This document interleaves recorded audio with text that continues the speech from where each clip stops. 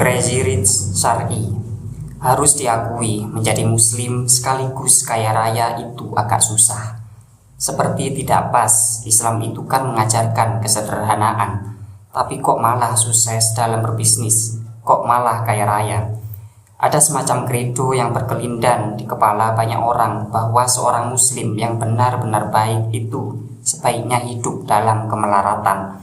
Seolah-olah kebijaksanaan seorang muslim itu bisa dilihat dari keprihatinan hidupnya, keprihatinan yang lantas diasosiasikan dengan kemiskinan.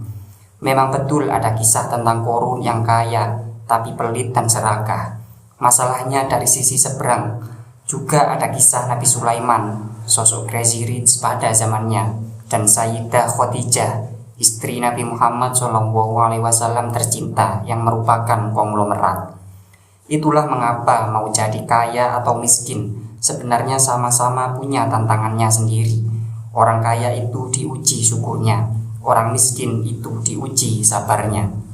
Dalam salah satu hadis yang meskipun secara sanad lemah, tapi secara makna tak dipermasalahkan oleh ulama, Nabi Muhammad dipercaya pernah berkata bahwa kemiskinan bisa membawa kita pada kekafiran. Dari salah satu sabda lainnya, Nabi Muhammad juga berdoa agar dilindungi dari kemiskinan, karena memang kadang-kadang kemiskinan itu bisa bikin kita tersesat secara logika hingga berpikir, halah, yang haram saja susah, poro-poro yang halal. Begitu juga orang kaya, kadang-kadang memandang bahwa zakat itu merupakan murni pemberian hasil kerja kerasnya kepada orang miskin. Padahal kata Al-Quran, zakat adalah hak orang miskin yang dititipkan pada orang kaya. Poinnya mau miskin atau kaya, kedua posisi punya peluang khilaf kalau hati tak siap. Oleh karena itu, titik persoalan utamanya bukanlah pada ukuran kaya atau miskin, tapi soal bagaimana kita menyikapi kekayaan atau kemiskinan. Menjadi seorang muslim memang diharuskan membatasi nafsu dunia, tapi bukan berarti seorang muslim harus anti dunia. Bahkan Islam punya resepnya sendiri guna menjadi panduan kita untuk bekerja keras di dunia. Itu artinya muslim tak boleh tertinggal dalam urusan dunia juga, terdepan dalam ekonomi, ilmu pengetahuan, kebudayaan, dan lain-lain.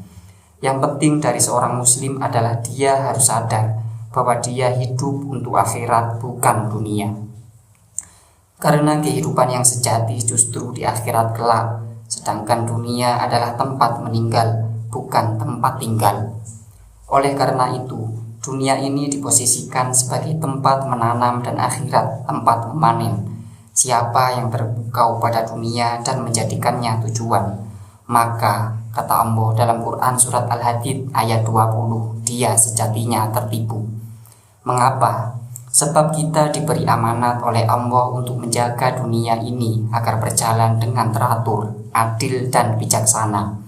Tanpa kita terdepan dalam urusan dunia, maka kita tak akan bisa memegang amanat itu.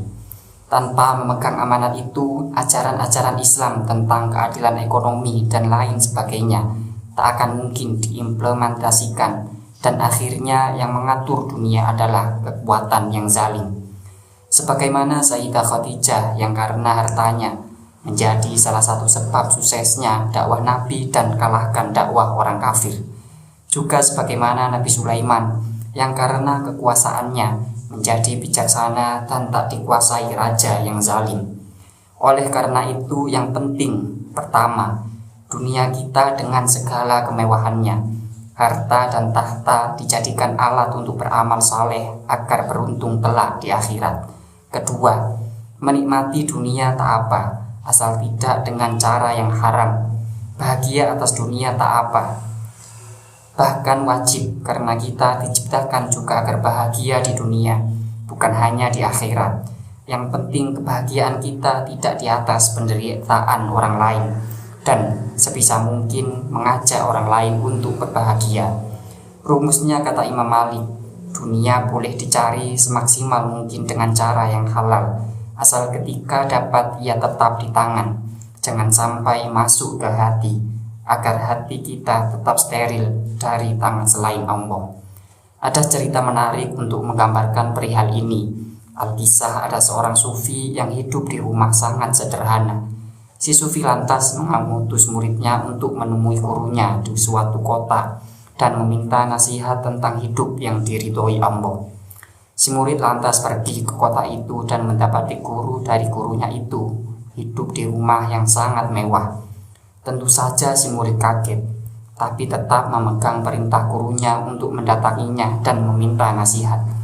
Si murid semakin kaget karena guru dari gurunya itu menasihati gurunya agar hidup dengan bersahaja, agar diridhoi Allah. Melihat pemandangan yang kontras itu, si murid tidak berani membantah. Si murid lantas pulang dan menyampaikan pesan tersebut kepada gurunya. Yang lebih mengejutkan si murid, gurunya justru membenarkan nasihat itu. Si murid pun tak tahan lagi, dia bertanya mengapa bisa gurunya yang sudah sederhana disuruh bersahaja, padahal si pemberi nasihat justru tinggal di rumah mewah. Gurunya menjelaskan bahwa dia selama ini hidup di rumah sederhana, tapi hatinya masih tertambat dan terobsesi pada rumah mewah. Sedangkan guru dari gurunya itu hidup di rumah mewah, tapi hatinya selalu sederhana dan tak menganggap mewah apapun dalam hatinya kecuali Allah. Itulah yang oleh para sufi disebut dengan zuhud, perasaan tidak terikat dengan hal-hal yang bersifat duniawi. Credo bahwa seorang muslim tak boleh jadi kaya karena dianggap mempersulit seseorang mempunyai sifat zuhud sebenarnya tidak relevan sama sekali. Cerita tadi juga seolah-olah menjadi penggambaran sederhana bahwa zuhud itu urusannya bukan apa yang tampak secara kasat mata, melainkan apa yang ada di dalam hati. Seseorang yang terlihat miskin bisa saja punya sifat tamak. Sebaliknya, orang yang zuhud pun bisa muncul dari sosok yang terlihat begitu kaya raya.